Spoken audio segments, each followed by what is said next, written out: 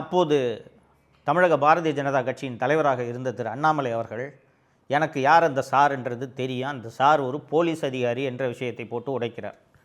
மீதி விவரங்களை அவர் வெளியிடவில்லை.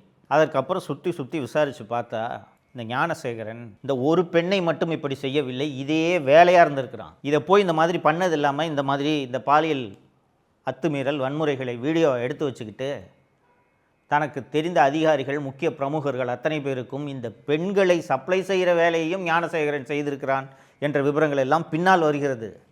அப்படி இந்த ஞானசேகரனோடு தொடர்பில் இருந்த அந்த ஞானசேகரனோட ஃபோன் ரெக்கார்டு எல்லாத்தையும் எடுத்து பார்க்கும்போது, ஞானசேகரனோடு தொடர்பில் இருந்தவர் ஒரு ஐபிஎஸ் அதிகாரி. அந்த அதிகாரி தமிழக காவல்துறையில் இன்னும் வேலை பார்த்து கொண்டிருக்கிறார்.